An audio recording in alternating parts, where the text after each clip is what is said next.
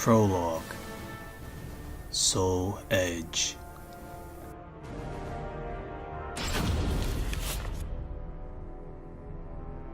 Across all history, the truly strong remain shrouded deep in darkness, hidden from society. They carefully erase all traces of their existence, so that when later generations look back on history, it is as if they were never there. But sometimes, even the most perfect plans to erase one's tracks leave unexpected loose ends. This tome was one of those loose ends, left behind in charred ruins. What secrets lie within?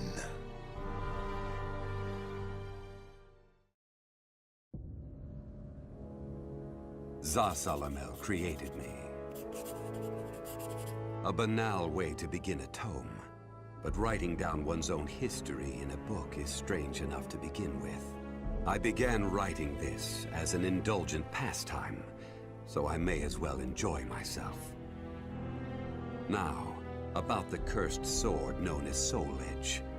I intend to record its secrets in this very tome. However, I must exercise caution.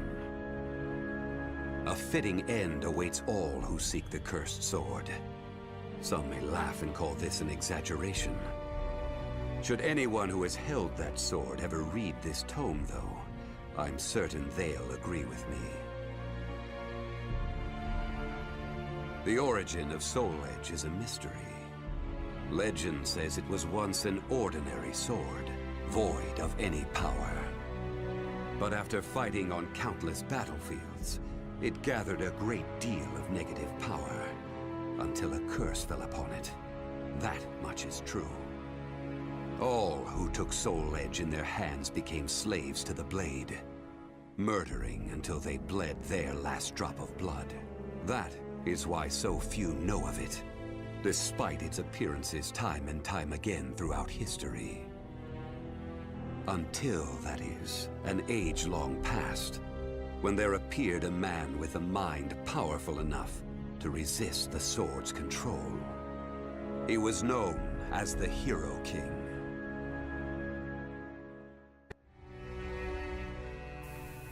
Chapter 1. The Hero King. The dominating figures who wielded Soul Edge. The birth of SoulCalibur.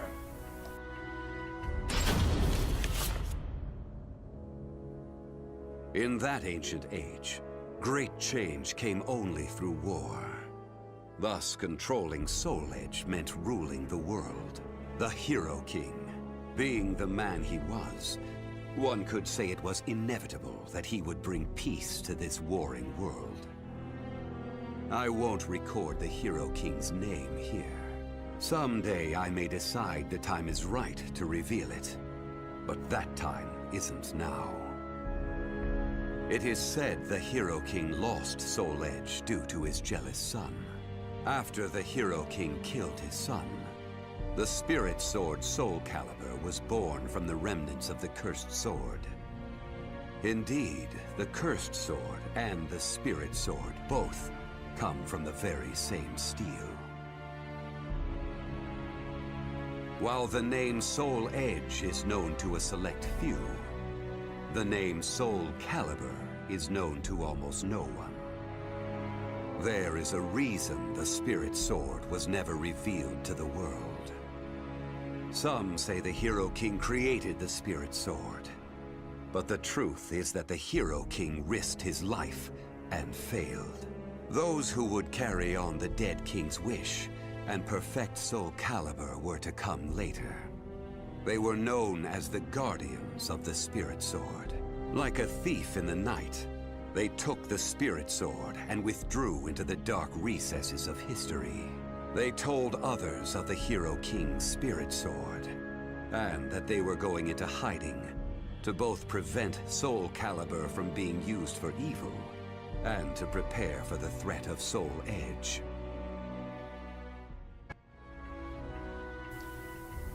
Chapter 2.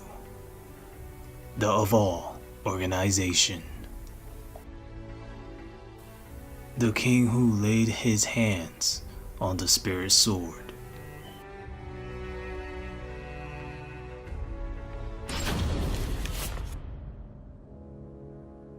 The guardians of the spirit sword only entrust SoulCalibur to a select few. One recent example was a king from medieval Europe. Born in Britain, the king used the spirit sword to rule a large swath of Europe. I'm skeptical as to whether the king ever truly existed, but assuming the tales are true, he was somehow connected with the guardians of the spirit sword, from whom he received the blade. Also, it would be reasonable to assume the king fought with the one who possessed the cursed sword and won. After the king's death, though, no one knows what happened to the spirit sword. Perhaps we should assume it eventually found its way back to the guardians of the spirit sword. But it should be noted that their power had dwindled greatly by that time. At the same time, there were those who awaited the second coming of the king. On the eve of the king's passing, a loyal knight set forth to find the spirit sword and restore the crown. That was the start of the secret society known as the Vall organization. They hid themselves well for a considerably long period of time. Not even I learned of their inner workings until quite recently. Sworn to the late king, the Vall organization sought the spirit sword and secretly assassinated all whom they deemed outsiders, those who were aligned with the cursed sword or did harm to humankind. A deeper look, however, reveals there was some unrest hidden below the organization's seemingly unshakable exterior.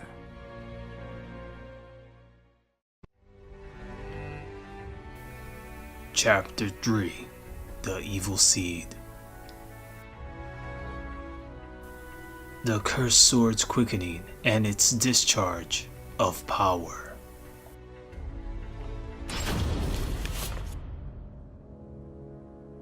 After slumbering in the shadows of history, Soul Edge was awakened by the pirate Cervantes de Leon. Cervantes attacked the ship of one who had won Soul Edge at an auction. He stole the cursed sword and became its puppet. Soul Edge changes its form depending on its wielder. When Cervantes took up the cursed sword, it transformed into 2 blades. And after nearly 30 years of slumber, it caused that terrible catastrophe. Cervantes and the cursed sword were defeated by a female warrior, and one of the blades was destroyed. Shattering without coming in contact with the spirit sword was a first for Soul Edge. Immediately afterwards, the evil seed occurred. The evil within Soul Edge was unleashed upon the entire world. Why did the evil seed occur? What havoc did it wreak where it landed? Not even I have any way of discerning this. But one thing is certain. Ever since that day, the cursed sword's malfested kin have been swiftly multiplying. What does it mean to be malfested? It's extremely hard to define, for the resulting phenomena are so varied. There are those who undergo monstrous transformations, while others look no different from ordinary humans at first glance. In addition to humans, some animals have experienced transformations as well. Common traits of the malfested include heightened fighting instincts and violent tendencies. Some become beasts, hungry only for slaughter, while others use strategy to entrap powerful foes. But they all slip into towns and cities, seeking blood under the cover of darkness. Sometime after the evil seed, the Azure Knight Nightmare appeared. Rumors said he possessed Soul Edge, and his string of indiscriminate murder seemed to agree with this. Personally, I was also interested in discovering this knight's true identity. I then received news that the Vall organization had encountered him and were defeated. It intrigued me that there seemed to be someone in their organization deeply interested in the evil seed.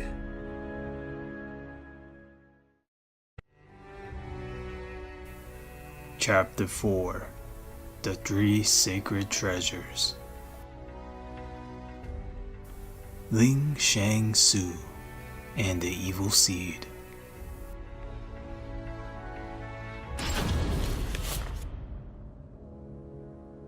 While Soul Edge has appeared constantly throughout history, SoulCalibur's whereabouts are still shrouded in mystery. In time, I lost interest and gave up trying to search for any traces of it. But after resuming my search later, I found that it had been taken to a temple in the east at some point. With it were taken a staff able to absorb all manner of energy, and a mirror capable of purifying evil. These sacred treasures were used to create SoulCalibur and amplify its power. No one knows what had happened to the Guardians of the Spirit Sword, but they must have met with ruin, losing the Spirit Sword and their other treasures. As for the temple, it later became Ling Shang Su, a famous martial arts dojo that worshipped the Spirit Sword and the other weapons as the Three Sacred Treasures. But now the Spirit Sword is no longer there. The evil seed deeply affected Ling Shang Su, and most likely caused it to attract evil energy. Its martial arts students were soon overcome by madness and battle lust, and ended up killing each other.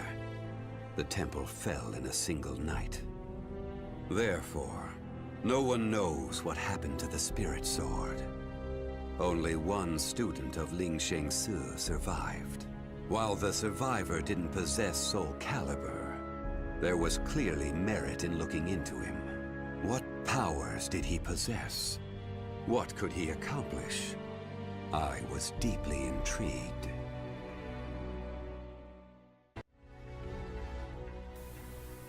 Chapter 5: The Necromancer. The man whose sin will weigh forever on his heart.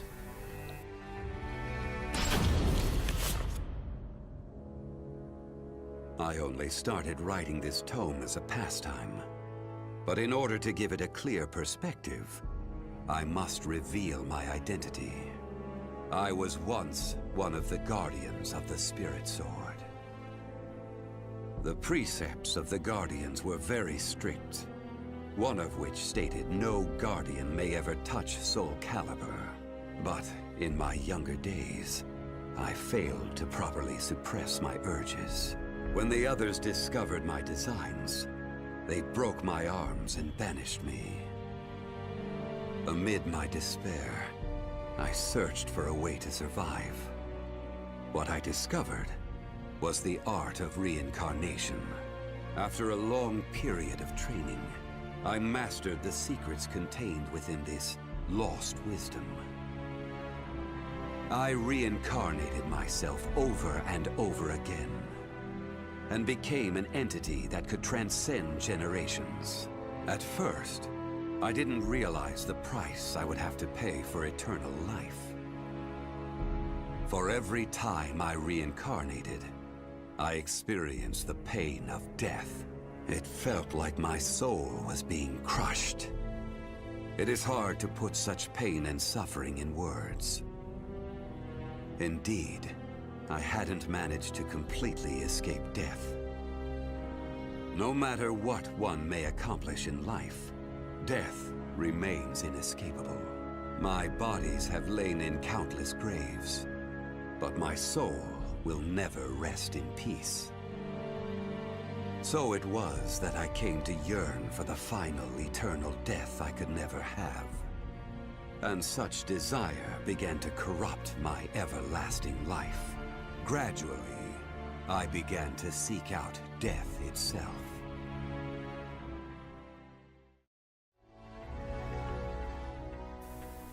Chapter 6. The Cursed Sword. The man who laid his hands on the cursed sword.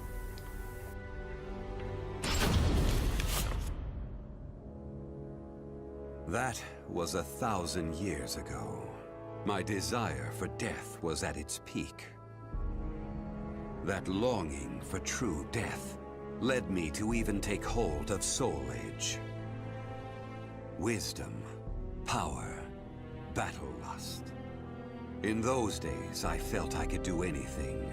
But when it was over, I was forced to confront just how prideful I had been. As a puppet of the cursed sword, I kept fighting to my last breath. And for what? I fought in an age of endless war that spanned the world, all to establish a certain dynasty. That is all I'll say on the matter. I've lived as every type of person. Old, young, man, woman. But I've never felt as much joy as when I wielded that power. However, not even the cursed sword could free me from the chains of samsara. And so I died, and was born again into this world.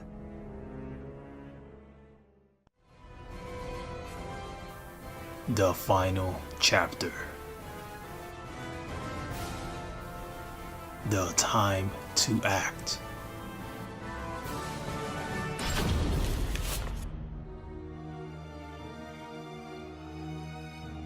This tome has become much longer than I imagined it would be. I may have gotten carried away and written a bit too much, but I hope you understand I didn't have time for editing. Not that it matters, as I plan to burn this book to ashes. It may seem strange for me to care about time, as death holds no sway over me. But time waits not, even for the eternal. The cursed and spirit swords are together, and their power grows. Now is the perfect chance for those who seek power. It is time for me to take action. I once wished for death, but now I wish for something else. Now, I wish to cultivate the potential that people possess and lead them to a glorious new future. I seek not meaning or understanding in this. I am not even certain from which of my memories this thought sprang. I feel as if it has always been inside of me, like a memory from a past life. I've thought of one other possibility. Perhaps this memory is from the future, sent back to me by my future self. Or maybe I simply have too active an imagination. Whatever the case, everything will begin once I acquire the power I need. The cursed sword and the spirit sword. I need them both to proceed with my plan. It has already been set into motion.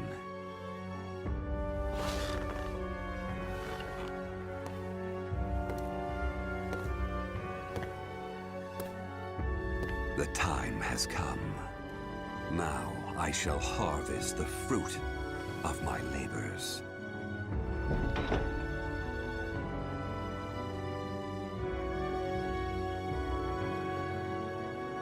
The names of the warriors whose fates were bound to the two swords have been etched into the very fibers of history.